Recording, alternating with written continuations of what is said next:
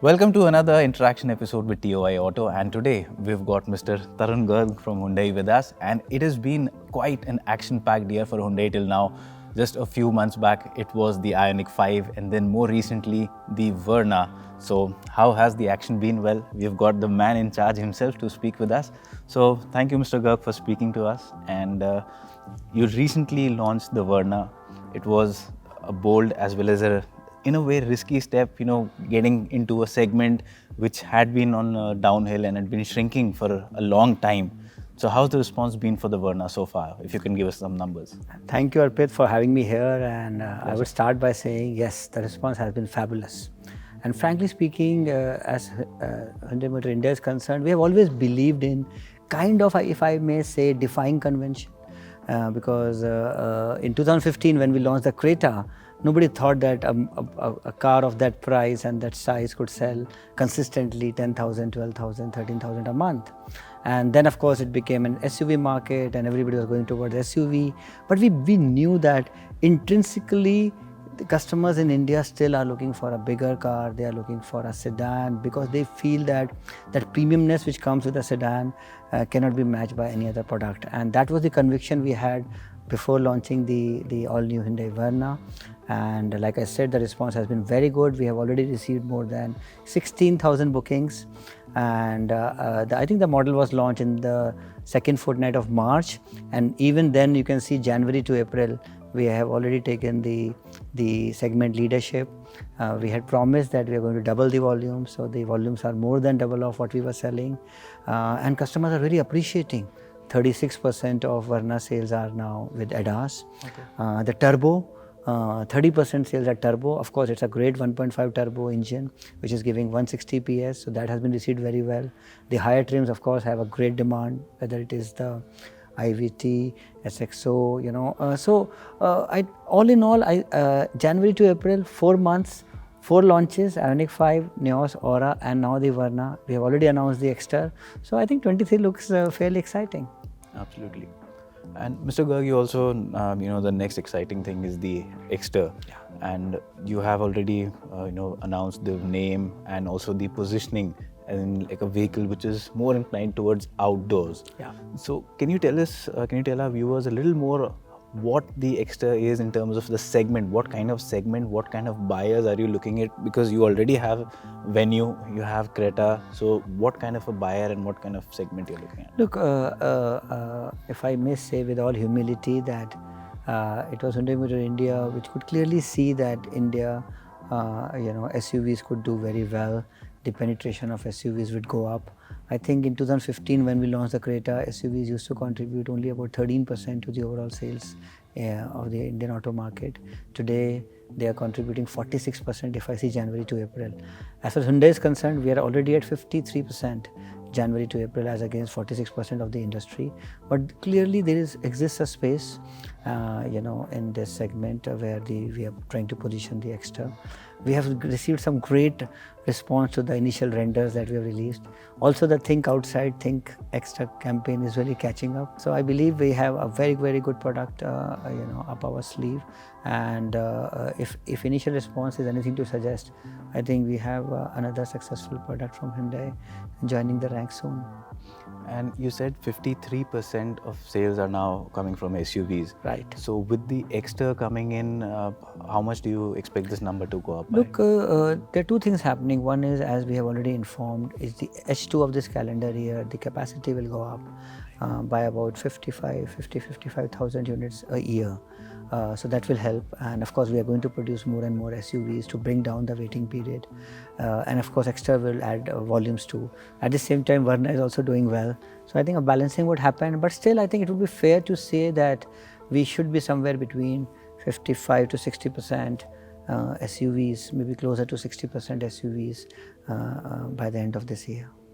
And right now, Mr. Garg, what is the percentage of diesel for overall Hyundai sales? So at an overall basis, of course, we are at about 18 to 19%, but I think overall does not give the right picture. So you have to go model by model, and our strategy is very clear. SUVs diesel is very strong, and you can see that Creta, the diesel percentage is close to 50%. Alcazar, it is 65-70%. Tucson, it is 75%. Venue, it is 25%. So very different percentages across the models. So SUVs is about petrol and diesel. Entry level is about petrol and CNG. So if you see Aura, 70-75% is CNG, 20-25 is petrol. If you see Neos, 25% is CNG and 75% is petrol. Then Verna is about petrol and turbo. So 70% is petrol and 30% is turbo. So I think different strokes for different folks. That strategy works very well, and clearly an SUV segment is still wanting that initial thrill which the diesel gives. The Verna customers is very happy for a city driving to use a turbo, and the Aura and the Neos customers is very happy with the fuel efficiency of the CNG. So my point is that as Hyundai, we are trying to give a choice to every segment of the customers, but the choices are different, not the similar choice to everybody, because like I said, these models cater to different type of customers, and we have to see what type of customer would want what kind of a choice.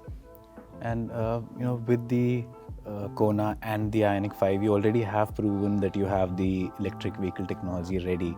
Now, as you go towards the mainstream market with the Made in India EV, first of all, I'll come back to the Made in India EV, but as a brand, what is your strategy going to be in India? Because some of your rivals are adopting a strategy of having petrol, diesel, CNG, and electrification. Some are also having hybrid, a mix.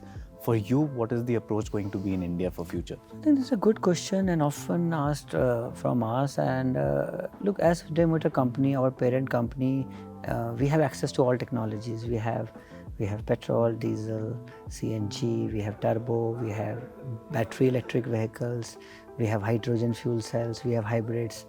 Yes. So we have everything. At the same time, what strategy you adopt in a different country depends on the taxation structure, depends on what the government is wanting. Yes. As far as India is concerned, it appears that if you see the GST taxation structure, very clearly it is towards the BEVs, and this is what we hear from the government, that the government wants us to really invest in battery electric vehicles, and that is why we have chosen this path of battery electric vehicles.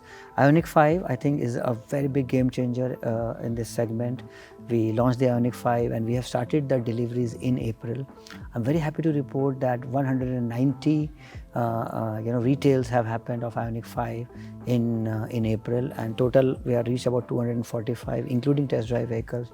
And we have adopted a very good, unique direct-to-customer model to sell Ioniq 5, because we want to give the customer a very different kind of an experience, because this is a very, very different car, and the profile of the customer that we are getting is very clearly customers who are already owning a luxury car, but they are very thrilled to see the Ioniq 5. And especially when they see the car, they get into the car, the kind of space it has, and the drivability, the range, the V12 feature, the fact that not only is it good for the environment, but the material use is also very, very sustainable. I think it's a very, very complete package, and we very strongly believe that this car will change the way battery electric vehicles are seen in India, and really give a strong fillip to our efforts to becoming a very strong EV player going forward. Of course, when we launch EVs, we have to look at the entire ecosystem. For example, Kona, we were able to see that more than 80% of the customers were really using home charging. So with the Ioniq 5, we are giving two chargers as a part of the car. One is fixed, and the other you can move around. So we believe that is very strong aspect of it. Then the dealers who are Ioniq 5 dealers would have over the period of time the charging facilities. So my point is, we are working on that ecosystem, and going forward we are working on the ecosystem of suppliers as well, so that really in the future we can launch more and more battery electric vehicles, as we have already announced as well. So the strategy is very clear. We want to really be a very significant player in the BEV market. At the same time, we know that it is a very different market. You cannot have a Santro to Tucson kind of an approach here, which we adopted for the IC. So maybe, like I said, BEV will require a different strategy, and we are very happy to follow that kind of a different strategy, where while we are launching products, we are also working simultaneously on the ecosystem. And overall, Mr. Garg, which is the largest market for you in India for Hyundai, which is maybe the state which is So the largest? basically, if you see Maharashtra, of course, because it is the biggest market in India, and it is closely followed by Gujarat, Uttar Pradesh. So Uttar Pradesh also has a part of NCR. So I think it is similar for us. But all markets are very important, and if we see from a growth perspective, the good thing is urban, rural, both markets are growing. Because earlier what used to happen, when rural will grow, then urban will not grow. Urban will grow, rural will not grow. I think the good thing over the past 2 years is that both urban and rural are growing. Urban because, of course, the stock market, the sentiments have been very positive, and rural because the road infrastructure is improving so much. The connectivity is now so much better, and last 2 years monsoon has been relatively good. The minimum support price has been good, and frankly speaking, that divide between urban and rural is now going down. One, because of the roads; two, because of the data. Now everything is accessible, and especially in COVID, we saw that so much of data consumption is happening that we are getting some great demand from the rural area as well for our premium products, for higher trims. So I think this is the new India which is emerging. This is a young India which is emerging. 28% of my sales this year has come from people less than 30 years of age. This number used to be 12% in 2018. Just see, last year also it was 24. So 24 to 28, it's a big jump. So my customer is becoming younger, although I am entering into more and more premium cars. So frankly speaking, logically speaking, it is ironical, because premium cars are more expensive. So you would believe that as people grow up in life, they would be buying premium cars. But please understand, because we are able to connect with the youth of the country, what is happening is the youth of the country, the first time buyers, are really jumping in and wanting to buy our premium cars. Whether it is the i20, whether it is the Verna, whether it is the Venue, or whether it is the Creta as well. So I think really this is a reflection of the new India, where exterior design, safety, features, interiors take precedence over the functional aspects of the car. I think that is the new India, and we are very happy to serve this new India and this youth of India who are really giving so much of love and affection to Hyundai cars.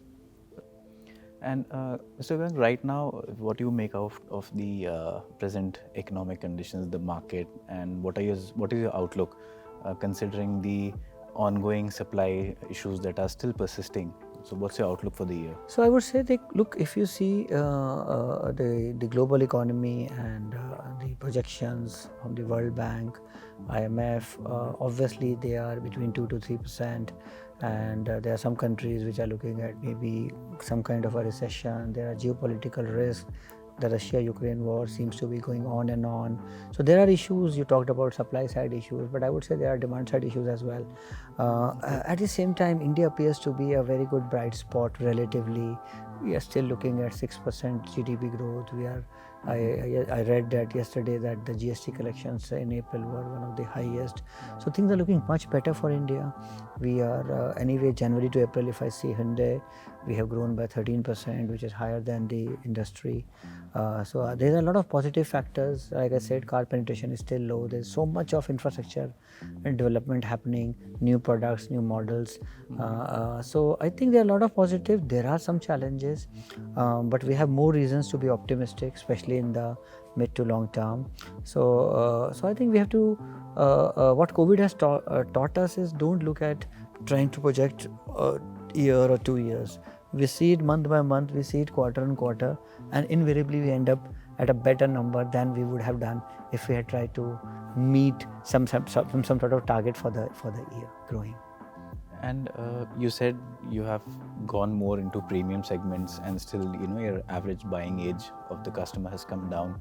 So, one, can you tell us what is the average selling price of a Hyundai car gone from, say, in 5 years to what? I would say that today the average, say, weighted average selling price is already more than 10 lakh rupees. Say 10 lakh. It used to be about 6 lakh rupees about 4 years back, 5 years back. So you can see what a big jump has happened. Right. I already talked to you about SUVs now contributing 53% to my sales. Right. They used to contribute 10-12% to my sales only about 6-7 years back.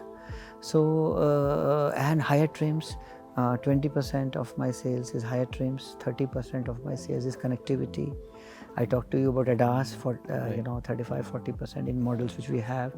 85% is ADAS. So very clearly customers are moving sunroofs. Customers are clearly moving towards higher trims. They want convenience. They want everything in their car. They want the Bose stereo system. They want everything.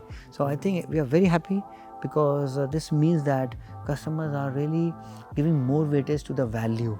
They are giving more weightage to their aspirational aspect of their decision rather than, like I said, only worrying about only one factor, which is probably the absolute price. And what do you make of the small car segment? Because even you are now going upwards in terms of pricing. So what do you make of that segment, and what in the mid to long term, what future you see for that segment? Look, I would say that this thing has to be seen from two angles. If you see only one angle of percentage is definitely coming down. At the same time, if you see the hatch segment, it is still a very healthy 34%, which means in an industry of 4 million, it is more than 1 million. So who will ignore that segment? And like I said, if we see this year in January, we had a facelift for the Neos, we had a product enhancement for the Aura, we launched the all new i20 2 years back. So I think a lot of first-time buyers are into this segment. Hyundai has been a very strong player. So we believe that this is very important to continue to sell cars in this segment as well.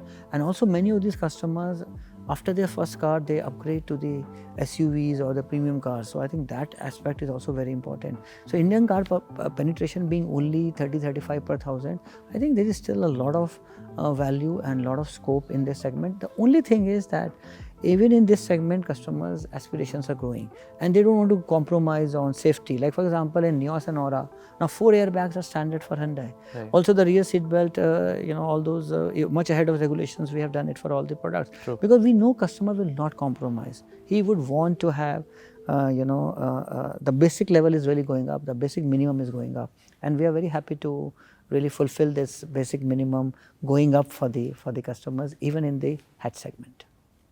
So well, it has definitely been an action-packed time for Hyundai, and like Mr. Garg said, things look very good. India seems to be defying the trend of the global slowdown, and he has confidence in a lot of upcoming models, and the company is definitely progressing to more premium segments. So yes, the next big thing from Hyundai is going to be the Extra. So stay tuned to TOI Auto.